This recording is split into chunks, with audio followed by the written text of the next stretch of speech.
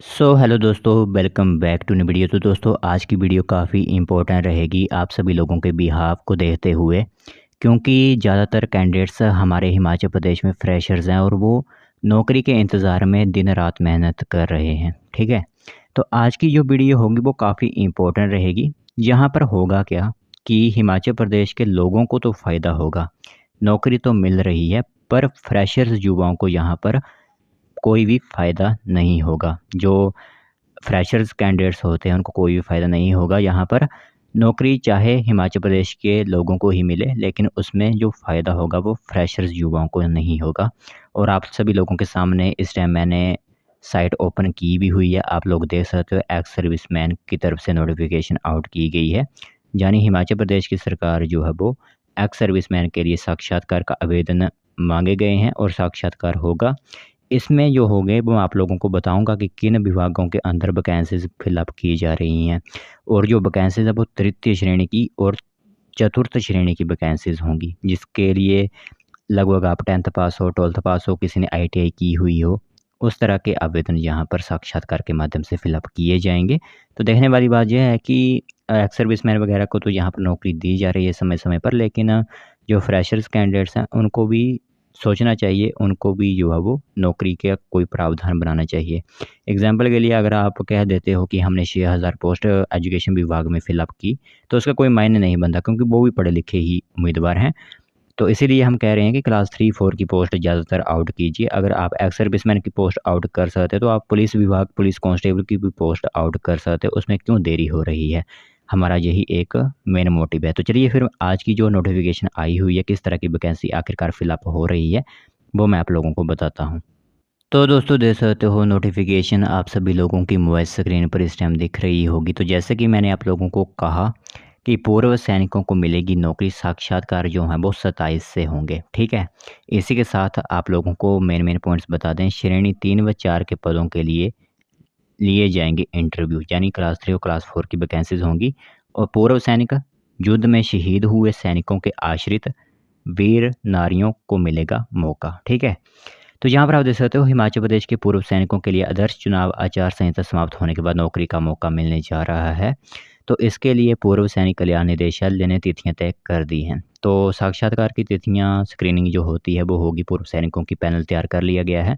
तो यह शुरू होगा 27 जुलाई से और 17 सितंबर तक विभिन्न पदों के लिए इंटरव्यू का प्रमाण पत्र चेक करने की प्रक्रिया जो है वो होगी। इसमें आप लोगों को बता दें, तो प्रक्रिया में पूर्व सैनिक, दिव्यांग पूर्व सैनिक, उनकी वीरांगनाएं व युद्ध में शहीद सैनिकों के आश्रित प्रक्रिया में भाग लेंगे।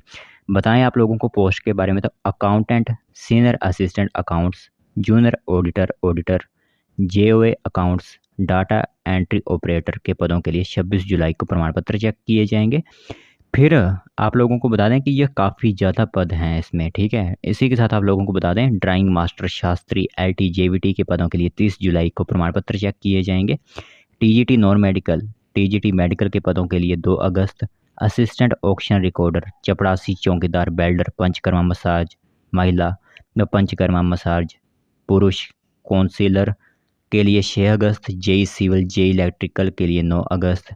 Junior environmental engineer, surveyor, JOA IT, stenotypist, junior scale stenographer के लिए 13 अगस्त। Refrigerator plant operator, refrigerator mechanic, junior scientific assistant, junior technician, architectural, senior draughtsman, electrician के पदों के लिए 16 अगस्त। तो देख सकते हो हर एक कैटेगरी के लिए आखिरकार पोस्ट यहाँ पर आउट की गई है। तो इससे फ्रेशर युवाओं के मन में थोड़ा सा मतलब वो होता ही है कि हमें भी नौकरी मिले। तो इसीलिए कह रहे हैं कि आप ज़रूर यहाँ पर पूर्व सैनिकों, एक्स सर्विसमैन को नौकरी दीजिए, पर साथ ही साथ फ्रेशर युवाओं को भी नौकरी दीजिए, इस तरह की जो यहाँ पर मिल रही है। ठीक है, तो इससे क्या होगा कि ज़्यादातर जो युवा कैंडिडेट्स हैं उनको भी मौका मिलेगा। ठीक है, इसी के साथ आप लोगों को बता दें कि fitter lineman, lab attendant, computer assistant के पदों के लिए 20 अगस्त। Medical laboratory technician grade 2 OTA के पदों के लिए 23 अगस्त को। फार्मासिस्ट, लैब टेक्नीशियन, रेडियोग्राफर के पदों के लिए 9 अगस्त। महिला स्वास्थ्य कार्यकर्ता के पदों के लिए 23 अगस्त। स्टाफ नर्स, वेटनरी फार्मासिस्ट के पदों के लिए 27 अगस्त। Assistant chemist, community health officer, dispenser पदों के लिए 30 अगस्त। Horticulture extension officer, junior coach, junior draughtsman, workshop instructor, mining inspector, assistant mining inspector के पदों के लिए 3 सितंबर, ड्राइवर, फायरमैन, हवलदार, instructor, motor vehicle inspector, senior laboratory supervisor व फिशरीज़ फील्ड असिस्टेंट के पदों के लिए 6 सितंबर को प्रमाण पत्र चेक किए जाएंगे।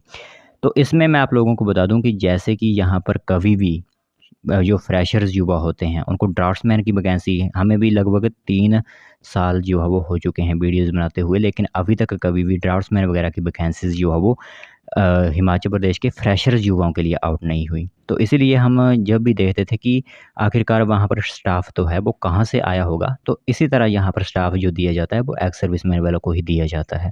इसीलिए जो है फ्रेशर्स युवाओं के लिए इस तरह की वैकेंसीज़ नहीं निकाली जाती, जो कि काफ़ी दयनीय स्थिति है फ्रेशर युवाओं के लिए। अब हम यह नहीं कह रहे हैं कि आप पूर्व सैनिकों को नौकरी ना दीजिए, लेकिन देने के साथ साथ फ्रेशर युवाओं को भी ध्यान में रखते हुए नौकरी दीजिए हर एक डिपार्टमेंट के अंदर, चाहे वो वैकेंसी थोड़ी ही क्यों ना हो, लेकिन नौकरी तो मिल जाएगी और उनको एक ही हिसाब से रोज़गार का साधन मिल जाएगा। ठीक है, तो हम किसी के लिए भी ऐसा नहीं कह रहे हैं कि किसी को नौकरी ना दो, लेकिन हम ये भी कह रहे हैं कि जो फ्रेशर युवा होते हैं जिनके पास एक्सपीरियंस नहीं होता, जिन्होंने पढ़ाई की होती है जिस तरह की, उनको भी जो अब मौका मिलना चाहिए।